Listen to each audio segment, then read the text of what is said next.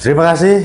Kita di sesi yang pertama tadi sudah berbincang-bincang dengan Bapak Kepala Sekolah, Bapak Dr. Andes Haji Gatot Pribadi Leksono MPD. Berikutnya saya juga kedatangan tamu di sesi 2 ini. Narasumber saya yang kedua ini tidak kalah hebat dengan Bapak Gatot. Kalau boleh saya berpantun, pergi ke sekolah naik sepeda, belajar giat meraih prestasi.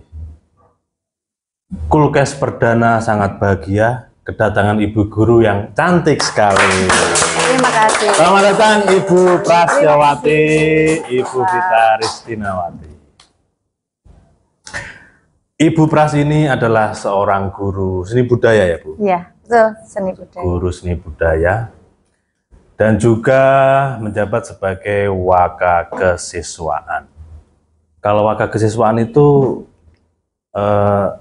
eyangnya anak-anak, eyangnya anak-anak. Maminya anak-anak. Kenapa eyang? Karena ibunya anak-anak ada di sebelahnya. Betul ya Bu ya? Iya, benar. Betul sekali. Bu Vita adalah guru bimbingan dan konseling. Bestinya anak-anak. Nah, saya mulai dari Bu Pras dulu. Iya. Bu Pras, sebagai waka kesiswaan, bagaimana Bu Pras menanggapi munculnya regulasi tim TPPK di sekolah ini? Iya.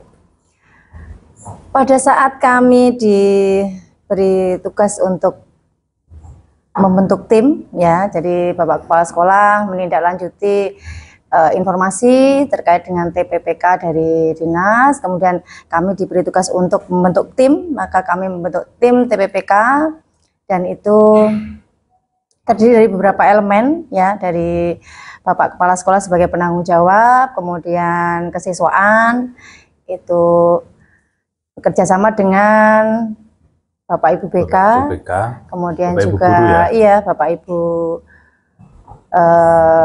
komite sekolah dan juga orang tua wali murid. Ya, dan juga beberapa wali kelas. Ya, jadi ada 17 tim dari SMA Negeri 2 yang siap untuk bertugas. Kami siap untuk bekerja semaksimal mungkin dan bertugas dengan baik untuk tim pencegah dan penanggulangan kekerasan di SMA Negeri 2 Tulung Agung. Kira-kira ini mulai kapan Bu Pras untuk actionnya tim ini? Sebenarnya sebelum ada TPPK ini SMA Negeri 2 sudah dari dulu kala. Oh iya, sudah dari jadi dulu sebelum ada, kala ya. Iya, sejak kalau untuk bullying itu sebenarnya kan tidak hanya akhir-akhir ini saja ya. Jadi cuman bahasa gaulnya bullying itu kan memang muncul akhir-akhir ini. Kalau untuk kenakalan remaja kan sudah dari dulu ya. Jadi sebenarnya dan dari dulu SMP Negeri 2 Tulung Agung selalu sukses dan berhasil menangani anak-anak seperti ini. Iya, karena kami punya komitmen untuk jadi setiap kali ada pelaporan permasalahan, dari karena kami sudah selalu bekerja sama dengan BK, dengan wali murid dan juga wali kelas. Jadi setiap kali misalkan anak-anak merasa ada kurang nyaman, nanti diharapkan itu bisa menyampaikan kepada wali kelas nanti akan bekerja sama dengan BK, dan biasanya kalau sudah sampai ke BK itu sudah bisa tertangani dengan baik. Karena Bapak Ibu BK itu kan profesional ya, mereka bisa dengan kompetensinya mencari solusi yang terbaik untuk memecahkan masalah anak-anak yang mungkin merasa kurang nyaman atau memerlukan solusi. Nanti kalau misalnya BK perlu diskusi dengan kami, dengan kesiswaan, maka kami akan bekerja lebih maksimal lagi untuk menuntaskan permasalahan siswa. Tapi biasanya kalau sudah sampai ke BK itu sudah beres gitu. Sudah beres. Iya. Baik, saya akan ke Bu Vita dulu. Bu Vita, sebagai guru BK, tentunya Bu Vita setiap hari ibaratnya sarapannya adalah anak-anak ya. Permasalahan anak-anak. Sejauh ini Bu Vita, kira-kira dari topik TPPK itu masalah apa yang paling sulit ditangani versi Bu Vita sebagai guru BK? Versi Dika, iya. Untuk permasalahan sebenarnya tidak ada yang paling sulit. Tidak ada yang paling sulit dalam artian seperti ini.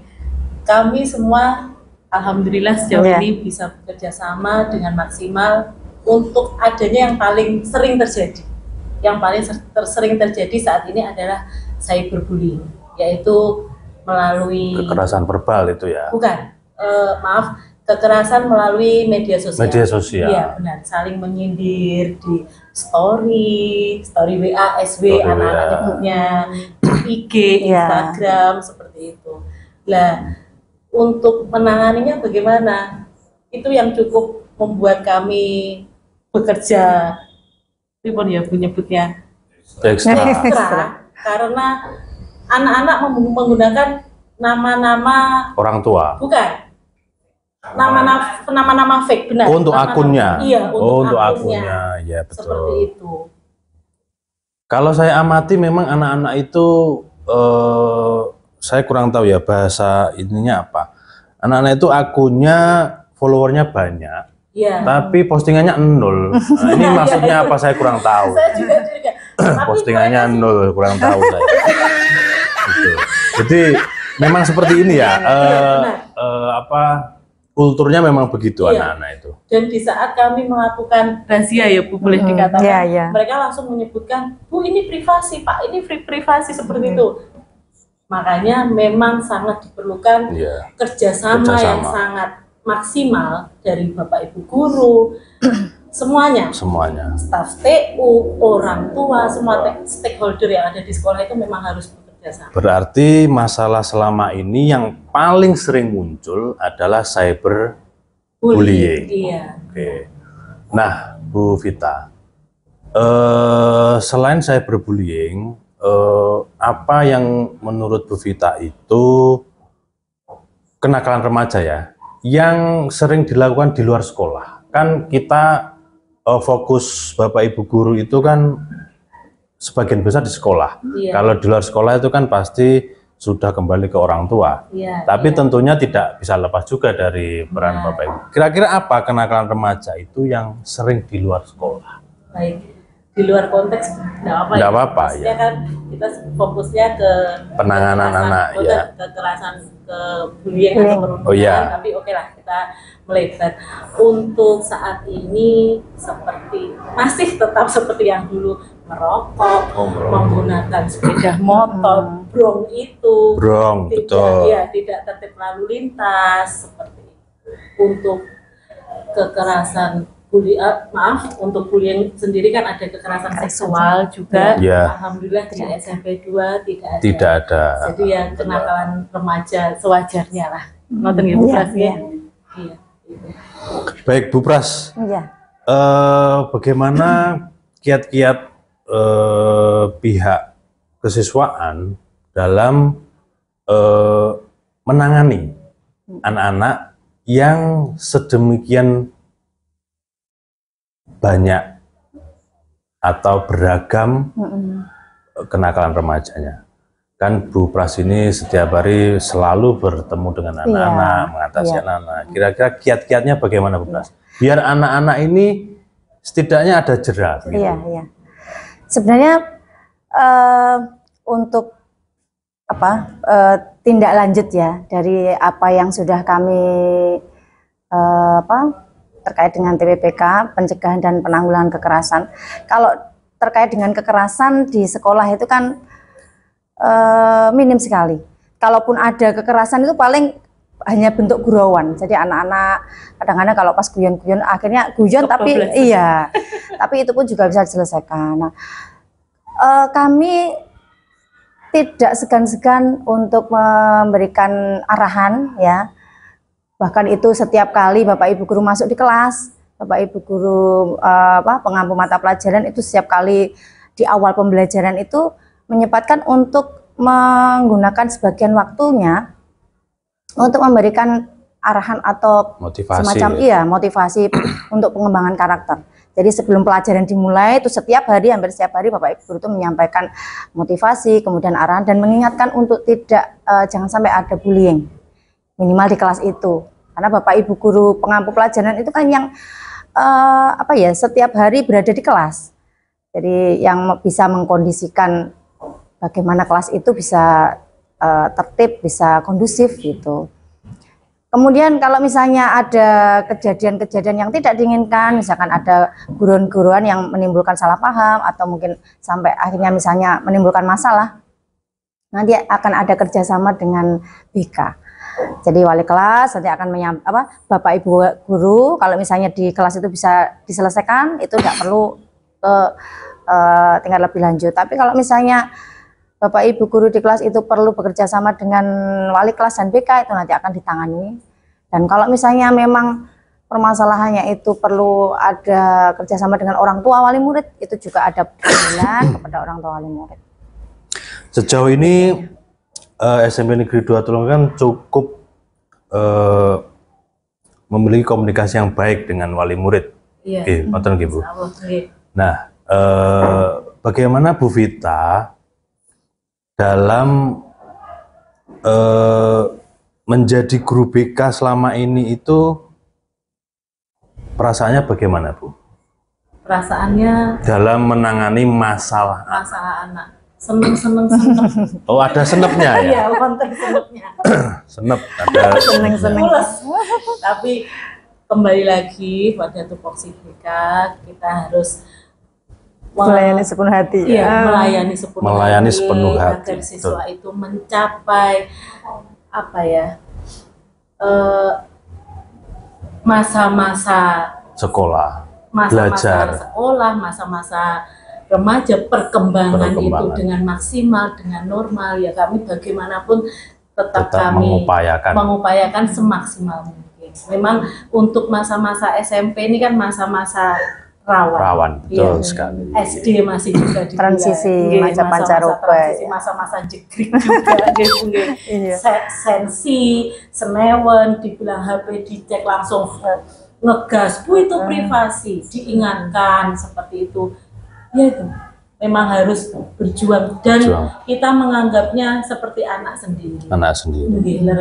Enggak kok dibedakan begini juga Pak Sosa, perlu diketahui antara pasti kan ada terjadi perilaku bullying itu ya. Jadi baik pelaku dan korban harus sama-sama kita rangkul. Harus sama-sama agar si pelaku juga paham ini tidak benar, si korban juga tidak merasa trauma, dan bagaimana kalaupun memang diperlukan pihak-pihak di luar sekolah, pasti kita juga akan mengupayakan kerjasama. Kebetulan sekedar tambahan ini Pak, saya untuk di Empero sendiri itu sudah ada MOU dari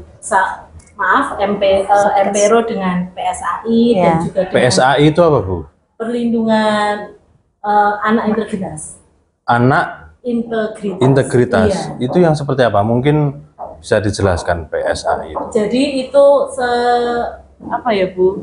PPA semacam di bawahnya dinas sosial. Oh, di bawahnya dinas sosial. Iya, menangani permasalahan anak. Iya.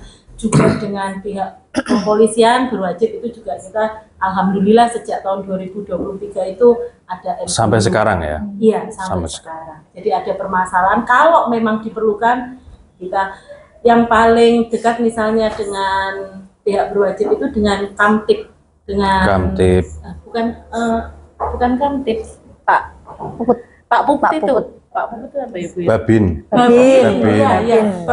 Kamtib. Itu seperti itu sampai sejauh itu, dan memang diperlukan untuk shock terapi anak juga. Berarti SMP 2 ini sudah upayanya luar biasa ya. Berapa kali ada sosialisasi juga dari pihak kepolisian? Sosialisasi seperti kita ketahui karena sudah kurikulum merdeka P5 waktu itu tema Bangunlah Jiwa Raga itu juga mengundang kerjasama dengan Biro Psikologi, dengan juga Polres, itu ada di halaman depan, anak-anak menerima materi. Alhamdulillah saya lihat ya Bu Pars. Berarti dari tahun 2023 sampai sekarang di awal tahun 2024, kira-kira ada penurunan kasus enggak, Bu? Ada. Dan cukup signifikan ya? Cukup signifikan. Impact-nya cukup luar biasa. Memang jadi sejalan Pak Sosa dengan kurikulum dan juga apa ya yang terjadi sekarang. Betul sekali. Berarti Fenomena yang Bu Vita sama Bu Pras ini mendukung ya gerakan tim TPPK ini. Sangat Harus mendukung. Nah, Iya. kira-kira Iya, harapannya harus apa benar, nanti sangat biar mendukung.